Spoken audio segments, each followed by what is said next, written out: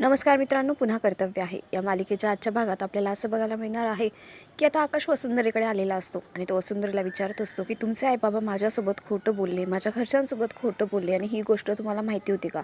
त्यावर वसुंधरा हो असं म्हटलेली असते. आकाश आता तिला अजून विचारत असतो की डिवोर्स पेपरवरती तुम्ही स्वतःहून साईन केली का? आणि हो, तुम्हाला पोलिसांमध्ये दिलं जाऊ नये या भीतीने ती साईन केली का तुम्ही? त्यावर वसुंधरा हो म्हणते, कारण जयेशने तिच्याकडनं वचन घेतलेलं असतं की आकाशला यातलं काहीही सांगायचं नाही, त्याच्यापासून लांब राहायचं. जर तुला वाटत असेल की आकाशच्या आयुष्यासोबत काहीतरी चांगलं व्हावं आणि परत एकदा त्याच्यावर अशी वेळ येऊ नये, त्याचा जीव धोक्यात जाऊ नये असं तुला वाटत असेल ना, तर त्याच्यापासून दूर राहा आणि मी जे सांगते तेच आकाशला सांगायचं. आणि इकडे जयेशने आकाशला आधीच सांगून ठेवलेलं असतं की वसुंधरा हे घर सोडून गेली आहे. तिला आपल्या फसवणुकीबद्दल, आपल्या गुन्ह्यांबद्दल आता पश्चाताप होतोय, म्हणून ती आपलं घर सोडून गेली आणि तिने डिवोर्स पेपरवरती स्वतःहून साईन केली असं जयेशने आकाशला सांगितलेलं असतं. आकाश त्या सगळ्यांची शहानिशा करण्यासाठीच वसुंधरेकडे गेलेला असतो आणि वसुंधरासुद्धा जयेशच्या सांगण्यावरूनच ते सगळं काही करत असते. आता आकाश वसुंधरेला म्हणतो की संपलं, आपल्यातलं सगळं काही संपलं, आपलं नातं आता उरलेलं नाही आहे. आणि तो रागारागाने तिच्या घरातून बाहेर पडत असतो. त्याच्या मागे माधव आणि लकीसुद्धा येत असतात. आता जाताना बनी तिथे आलेला असतो आणि तो म्हणत असतो, बाबा तू आम्हाला घ्यायला आलायस ना, थांब ना, कुठे चाललायस तू लगेच? अरे मी येतो ना तुझ्याबरोबर. पण आता आकाश त्याचं काहीच ऐकून घेत नसतो. त्याने गाडी काढलेली असते, तो गाडी थांबवायचं नावच घेत नसतो. बनी त्याच्या मागे मागे जात असतो, पण तरीसुद्धा तो थांबत नाही आणि तिथून निघून जातो. वसुंधरेला बनीविषयी खूप वाईट वाटत असतं. बनी तिच्याकडे येतो आणि तिच्या गळ्यात पडून रडायला लागतो आणि म्हणतो, आई बाबा असं का वागतोय, तो ऐकत का नाही आहे माझं? वसुंधरा म्हणते, शांत हो बाळा, सगळं काही ठीक होईल. इकडे आकाश आता घरी येत असतो आणि जयश्री त्याची वाट बघत असते आणि ती म्हणत असते, असा अजून हा आकाश आला कसा नाही? मला तर भीती वाटते, ती वसुंधरा पचकणार तर नाही ना त्याच्यासमोर? आणि आकाश आता वसुंधरा आणि बनीला घेऊन घरी तर येणार नाही ना, म्हणून तिला काळजी वाटत असते. ती अखिलला सांगते, ते काही नाही, तू आत्ताच्या आत्ता आकाशला फोन कर किंवा लकीला फोन लाव, तिकडे काय झालंय ते कळायलाच हवं. तेवढ्यात आकाश, लकी आणि माधव सगळे घरी आलेले असतात. जयश्री म्हणते, काय झालं आकाश? वसुंधरा काय बोलली? त्यावर आकाश म्हणतो, काही नाही. आणि तो शांतच बसलेला असतो. लकी म्हणतो, काय बोलणार आहे आई? ती ती आम्हाला भेटायला सुद्धा तयार नव्हती. तिला तिच्या केलेल्या चुकांची जाणीव झाली आणि तिला लाज वाटत होती. तिने आकाश सरांना फसवलं याची तिला खूप लाज वाटत होती. तेवढ्यात आकाश आता शार्दूलवरती म्हणजेच लकीवरती खूप संतापतो आणि म्हणतो, तू काय केलं? वसुंधरा एकट्या खोटा नाही बोललाय, तू सुद्धा खोटं बोललाय आमच्यासोबत. तू सुद्धा खूप मोठी फसवणूक केली माझी. म्हणजे कसं नशीब आहे ना माझं, माझ्या बायकोने एकतर माझी एवढी मोठी फसवणूक केली आणि ज्या माणसाला माझा मी सगळ्यात जवळचा मित्र मानत होतो त्याने सुद्धा माझी एवढी मोठी फसवणूक केली. ज्याला मी माझ्या घरामध्ये स्थान दिलं, माझ्या बिझनेसमध्ये पार्टनर म्हणून त्याच्यावर साईन करून घेतली आणि तरीसुद्धा त्याने माझी फसवणूक केली आणि तो स्वतःच्याच नशिबाला दोष देत असतो. तेवढे जयश्री म्हणते, आकाश जरा शांत हो ना.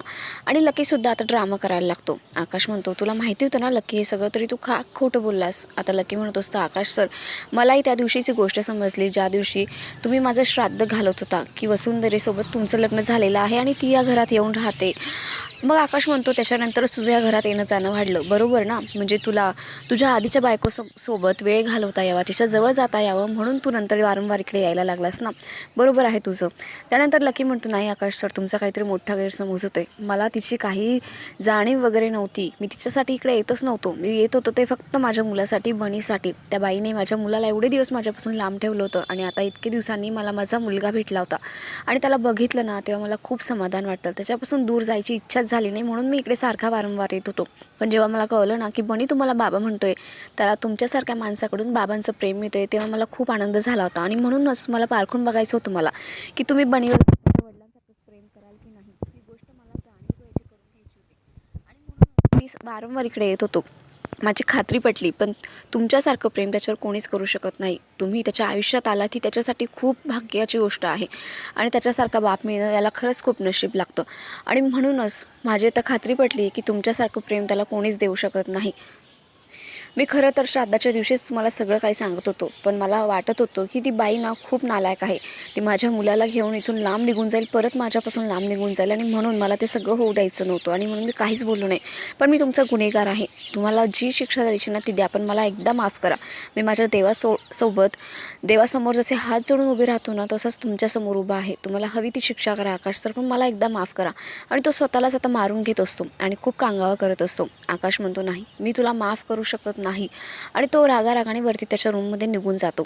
इकडे आता चिनू म्हणून त्याची वाट बघत असतात. त्याला बघून त्या आपल्या बाबांना घट्ट मिठी मारतात आणि म्हणतात, बाबा तू आलास का, आम्हाला खूप आठवण येत होती तुझी, तू बरा आहेस ना, तुला दुखतंय का. त्यावर आकाश म्हणतो, नाही, माझ्या मुलींना बघितलं ना मी, माझं सगळं दुखणं पळून गेलं, आता मी ठणठणीत बरा आहे. चिनू म्हणून म्हणतात की आजीने आम्हाला तुला भेटायला हॉस्पिटलमध्ये येऊच दिलं नाही, आम्हाला तुझी खूप आठवण येत होती, पण जाऊ दे, तू आलायस ना घरी, आता आपण सेलिब्रेट करूया.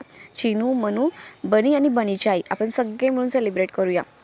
आणि ते आता खाली बनीला शोधण्यासाठी गेलेले असतात. इकडे आकाशला खूप वाईट वाटत असतं आणि रडायला येत असतं.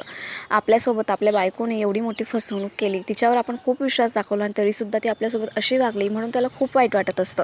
इकडे चिनू मनू खाली आलेले असतात. त्या बनीला आणि बनीच्या आईला आवाज देत असतात आणि तेवढ्यात माधव म्हणतो, इकडे या दोघींनी, तुम्ही शहाण्या आहात की नाही, शहाण्या मुलीसारखं वागायचं. बाबा आत्ताच आलाय ना घरी, त्याला बरं नाही वाटत आहे ना, जेव्हा तो बरा होईल ना पूर्णपणे, तुम्हाला सगळं काही समजून सांगेल, तोपर्यंत काहीही विचारायचं नाही. त्यावर चिनू म्हणून म्हणतात, काय समजावून सांगणार आहे, बनीची आई कधी येणार आहे हे सांगणार आहे का. आता जयश्री त्या मुलींवर खूपच भडकते आणि म्हणते, तुम्हाला एकदा सांगितलं कळत नाही का, कधीही नाही येणार आहे ती बनीची आई आणि बनी इकडे, तुम्हाला एकदा सांगून कळत नसेल तर जा, आत्ताच्या आता रूममध्ये जायचं आणि बाबाला विचारायचं. त्यावर माधव म्हणतो, किती चिडतेस मुलींवर, त्यांच्यावर काय रागाडते. अवनी म्हणते, आई तुम्ही शांत व्हा, आणि ती मुलींना आपल्या रूममध्ये घेऊन जाते. माधव म्हणतो, हे बघ जयश्री, तुझं वागणं मला अजिबात पटत नाही आहे, मुलींचा काय दोष आहे याच्यामध्ये. जयश्री म्हणते, त्यांना खरं काय ते सांगायलाच हवं, आणि काय त्या बनीकडे बनीच्या आईकडे एवढं, आपण नाही का त्यांना सगळं काय देऊ शकत, इतके दिवस तीच होती का. आता त्यांच्यामध्येच वाद झालेले असतात. इकडे ना बनी आणि वसुंधरा यांना आकाशची खूप आठवण येत असते. बनी म्हणत असतो, आई मला बाबाशिवाय झोपच येत नाही, मला आत्ताच्या आत्ता त्याच्याशी बोलायचं आहे, फोन लावून दे. वसुंधरा म्हणते, नाही ना बाळा, खूप उशीर झाला, आपण उद्या फोन करूया. बनी म्हणतो, तुझा उद्या ना कधीच येत नाही, मला आत्ताच बोलायचं आणि फोन लावून दे. तेवढा चिनू म्हणून तिकडून फोन आलेला असतो, तोही आकाशच्या नंबरवरून. बनी म्हणतो, हे घे आई, आकाश बाबाचाच फोन आलेला आहे, बघ ना, आपण त्याची आठवण काढत होतो आणि त्याने सुद्धा आपली आठवण काढली.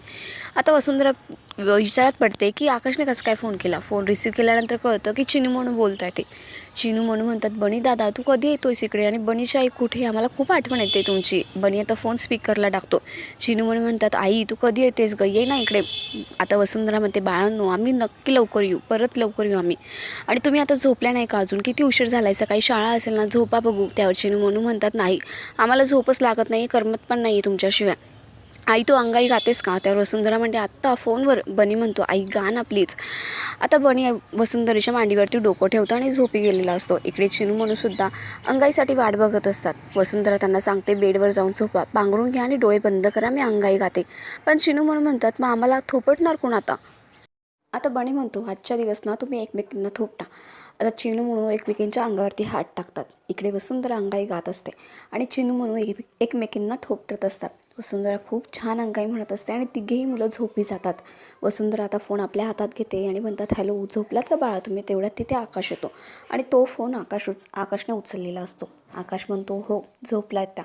वसुंधरा म्हणते, आकाशराव तुम्ही कसे आहात. त्यावर आकाश काहीच म्हणत नाही आणि फोन कट करून देतो. वसुंधरेला खूप वाईट वाटत असतं, पण ती तरी काय करणार. आकाश आता समजून घेण्याच्या मनस्थितीमध्येच नसतो आणि आपला आजचा हा भाग इथेच संपतो.